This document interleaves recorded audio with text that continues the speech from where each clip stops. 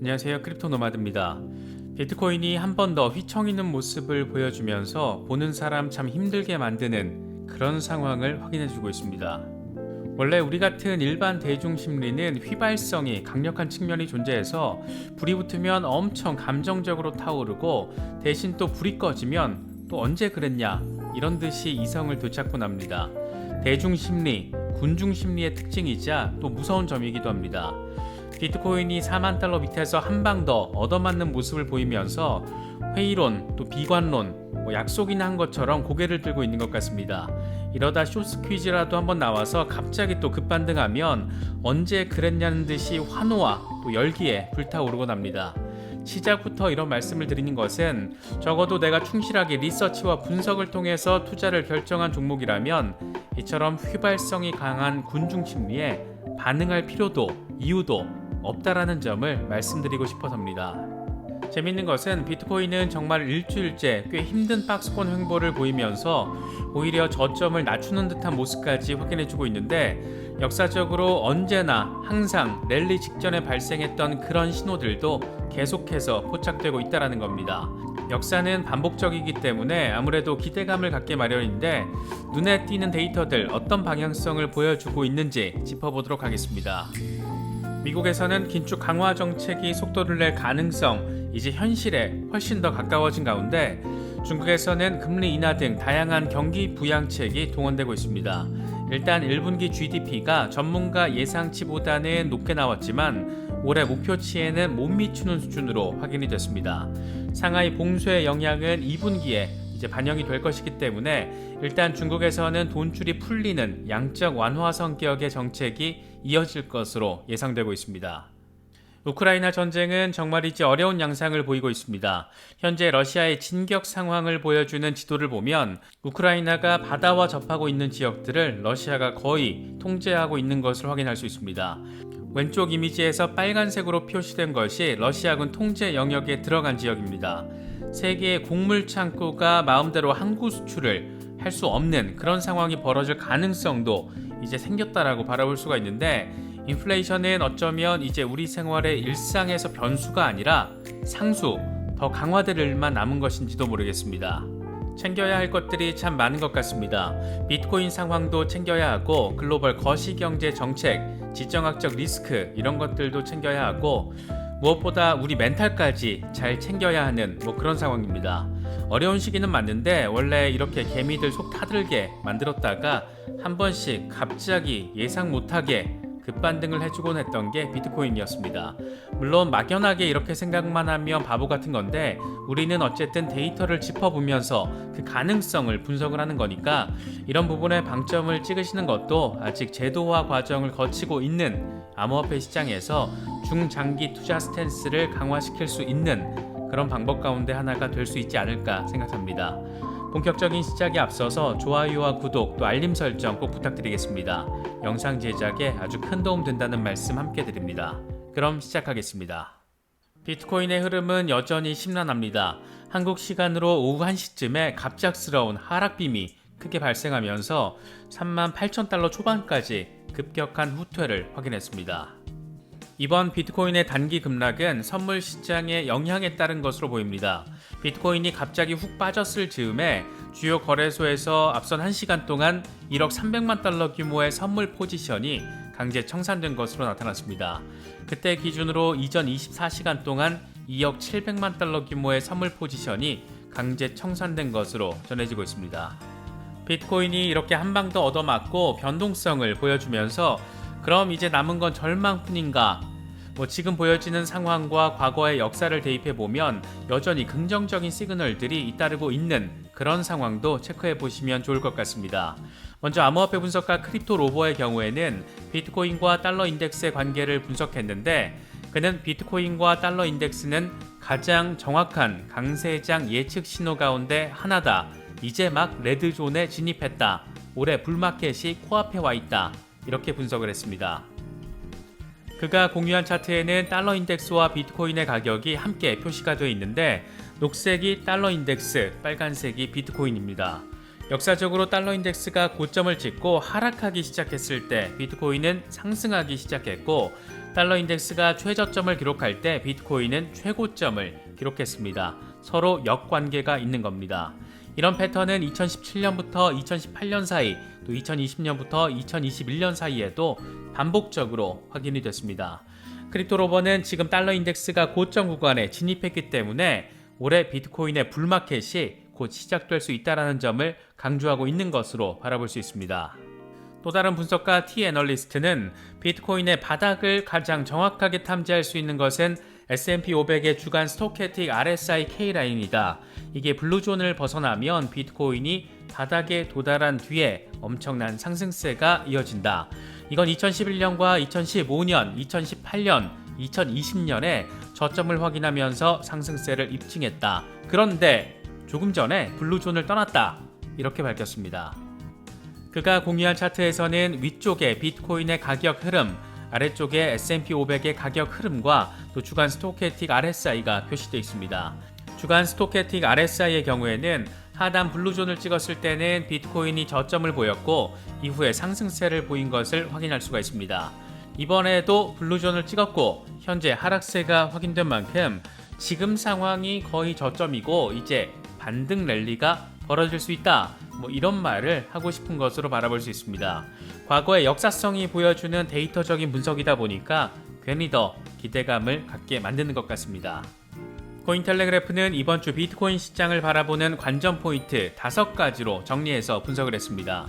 먼저 지금 우리를 조마조마하게 만들고 있는 4만 달러 지지선 붕괴 그 이후의 상황 가능성입니다.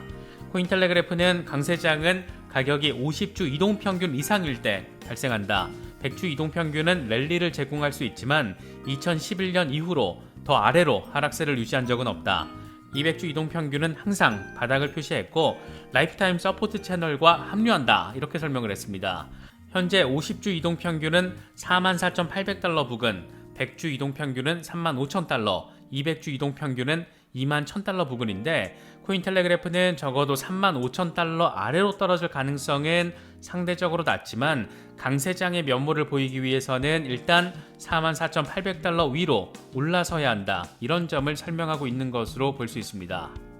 두 번째 관전 포인트로는 인플레이션 리스크가 지목됐습니다. 코인텔레그래프는 인플레이션은 비트코인 투자자에게 양날의 칼이다. 가격 상승과 중앙은행의 반응, 처음에는 주식과 위험자산 모두에 심각한 압력을 가할 것이다. 그 뒤 한참 뒤에야 비트코인을 가치 저장 수단으로 선호하게 될 것이다. 이렇게 설명을 했습니다. 세 번째 관전 포인트로는 코인텔레그래프도 달러 인덱스를 거론했는데 이제 상승과 하락이 조만간 결정될 것으로 보인다라는 내용으로 앞서 짚어봤던 것처럼 비트코인과 반대 방향을 보여준다라는 점을 통해서 비트코인의 방향성을 내다볼 수 있다. 이런 점을 강조했습니다. 네 번째와 다섯 번째 관전 포인트는 그동안 여러 차례 짚어봤었던 부분인데 거래소 비트코인 보유 물량이 2018년 7월 이후에 가장 적은 만큼 강세 시그널이 될 수도 있다라는 부분, 이게 네 번째 관전 포인트로 지목이 됐고 마지막 다섯 번째 관전 포인트로는 투자 심리가 극단적인 공포 상태로 후퇴한 점이 지목됐습니다. 그러니까 투자 심리 개선 포인트가 이번 한 주 동안 바라봐야 될 관전 포인트 가운데 하나다. 이런 얘기를 하고 있는 겁니다. 데이터적으로 보여지는 역사성이 이번에도 반복될지 여부는 조금 더 시간이 지나면 확인될 부분이고 사실 우리가 귀찮아도 꼭 챙겨야 하는 부분은 미국과 중국의 거시경제 정책 방향성과 지정학적 리스크가 아닐까 싶습니다. 먼저 중국의 경우에는 양적 완화 성격의 통화 정책을 한동안 펼쳐나갈 가능성이 좀 더 높아진 모습입니다. 1분기 국내 총생산 GDP가 발표됐는데 전년 동기 대비 4.8%를 기록한 것으로 나타났습니다. 이건 로이터 전문가 예상치 4.4%보다는 높은 수치지만 올해 목표치 5.5%에는 못 미치는 수치입니다. 특히 이번 1분기 상황에는 상하이 봉쇄가 반영되지 않았고 선전시 등의 봉쇄, 또 우크라이나 전쟁 등으로 인한 외부 경제 환경 악화 이런 것들이 악영향을 준 것으로 분석되고 있습니다. 중국 경제 성장률은 지난해 1분기에 18.3%를 최고점으로 기록한 뒤에 둔화되고 있는 그런 상황인데 3분기 이후로는 계속 4%대 성장에 머무르고 있는 그런 상태입니다. 상황이 이렇다 보니까 중국 정부는 여러 경기 부양책을 동원하고 있는데 GDP 발표에 앞서서 지급준비율 금리를 0.25%포인트 인하하는 선제적인 조치를 취하기도 했습니다. 이로 인해서 시장에는 5,300만 위안, 102조 원 정도의 유동성이 풀릴 것으로 전망되고 있습니다. 특히 중국에서 기준금리에 해당하는 대출 우대금리 역시 인하될 가능성이 높다는 전망이 우세한 그런 상황입니다. 이런 중국의 정책이 얼마나 효과를 낼지, 또 투자 시장에 긍정적인 영향을 얼마나 미칠지 이런 건 아직 미지수라고 할 수 있지만 미국의 긴축과는 방향성이 크게 다른 만큼 지속적인 체크 필요한 그런 상황이기도 합니다. 또 하나는 우크라이나 전쟁으로 상징되는 지정학적 리스크입니다. 전쟁 장기화 우려가 고개를 들고 있는 가운데 파이낸셜 타임스는 우크라이나 전쟁이 세계 경제 회복을 지연시키고 올해 스태그플레이션이 전 세계 경제를 위협할 수 있다, 이런 보도를 내놨습니다. 파이낸셜 타임스는 올해 대부분의 국가에서 물가 상승 압력과 생산 증가세 둔화, 경기 회복 심리 하락 이런 것들이 나타날 것으로 관측을 했는데, 그러면서 선진국과 신흥국 모두 지난해 말 이후에 성장 모멘텀이 사라지고 있다. 경기 심리와 금융시장 상황 역시 고점을 찍고 하락하고 있는 상황이라고 설명했습니다. 이와 관련해 에스와르 프라사드 브루킹스 연구소 선임 연구원은 미국, 유럽, 중국의 상황에 대해서 각각 평가를 내놨는데, 일단 그는 미국의 경우에는 연준이 인플레이션에 대한 통제력을 상실할 위험이 있고 내년에 현저한 성장 둔화가 올 수 있다. 유럽의 경우에는 러시아의 우크라이나 침공으로 가장 큰 타격을 받고 있다. 또 중국의 경우에는 상하이 봉쇄로 인해서 소비자 지출, 투자, 생산 등이 위협받고 있다. 통화 완화 정책을 예고했지만 이건 금융 안정에 대한 장기적인 위험에 노출될 수 있는 부분이다. 이렇게 평가를 했습니다. 이래 보나 저래 보나 상황은 참 어지러운 그런 모습을 확인할 수 있습니다. 우크라이나 리스크는 장기화될 가능성에 대한 언급 계속해서 이어지고 있는 상황인데, 특히 현재 러시아군의 점령 상황을 보면 앞으로 인플레이션은 더 심해질 일만 남았을 수도 있구나, 이런 생각도 갖게 만드는 것 같습니다. 왼쪽 지도에서 빨간색이 러시아군 통제에 들어간 지역을 의미하는데 해안가 항구 도시를 모두 점령한 것을 확인할 수가 있습니다. 뭔가 드라마틱한 돌파구를 찾지 못할 경우에는 세계 식량 창고로 불리는 우크라이나의 각종 곡물 자원에 대한 수출 자체가 이전보다는 상당히 어려워질 수도 있는 것으로 해석할 수 있는 여지가 있습니다. 이런 방식으로 러시아와 합의점을 계속해서 찾지 못한다면 우크라이나는 사실상 내륙 국가의 모습을 한 채 이상한 모습으로 휴전에 들어갈 가능성도 상정해 볼 수 있을 것 같습니다. 이런 방식으로 해결이 돼서는 안 되겠지만 상황 자체는 참 간단치 않다, 이런 모습을 보이고 있습니다. 우크라이나 리스크가 어느 시점에서 잘 마무리가 되면 그렇다면 이제 지정학적 리스크는 완전 사라질 것인가? 이런 질문에 대한 대답은 단연 대만 리스크가 제시될 수 있을 것 같습니다. 앞서 대만 자유15 등은 시진핑 주석이 올 가을에 대만 침공을 고려했지만 러시아의 우크라이나 침공으로 기회의 창이 닫혔다. 침공 시점이 가을로 지목된 것에 대해서는 3연임을 위한 승리가 필요하다. 대만 수복을 앞세워서 당 대회에서 자신의 3연임을 순조롭게 확정 지으려고 했다. 이런 내용을 보도하기도 했습니다. 우크라이나 전쟁 발발 초기부터 오늘의 우크라이나가 내일의 대만이 될 수 있다. 이런 목소리가 지속적으로 나왔는데, 만약 이런 일이 현실화된다면 대만 리스크는 우크라이나 리스크보다 훨씬 더 큰 충격파를 안길 가능성도 존재합니다. 무엇보다 미군의 직접 개입 가능성도 존재하는 만큼 세계 경제와 자본시장에는 악재 가운데 악재로 작용할 수 있는 여지도 충분히 존재합니다.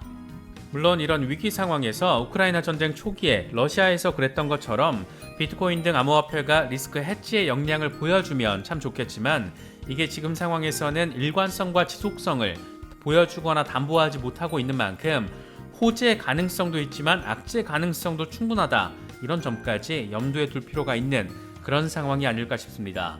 그래서 중국이 대만을 실제로 침공해서 미국과의 전면전을 지금 단계에서 과연 감행할까? 이런 의문이 드는 것도 사실이지만 원래 미친 짓이라는 게 상식과 예상을 초월하더라, 이런 부분이 이번 푸틴을 통해서 잘 확인이 된 만큼 설마 하면서 멍 때리는 것보다는 일단 알고서 대비할 준비 정도는 하는 게 더 적절하지 않을까, 그런 생각이 들기도 합니다. 여러모로 어려운 시간이 흘러가고 있습니다. 그나마 기대감을 안겨주는 포인트들 냉정하게 바라보시고 분석하시면서 시장을 바라보신다면 그래도 조금은 도움이 될 수 있지 않을까 생각합니다. 이번에 준비한 영상은 여기까지입니다. 영상이 도움이 되셨다면 좋아요와 구독 또 알림 설정 꼭 부탁드리겠습니다. 영상 제작에 아주 큰 도움 된다는 말씀 함께 드립니다. 언제나 성토하시기를 기원하겠습니다. 시청해주셔서 감사합니다. 지금까지 크립토 노마드였습니다.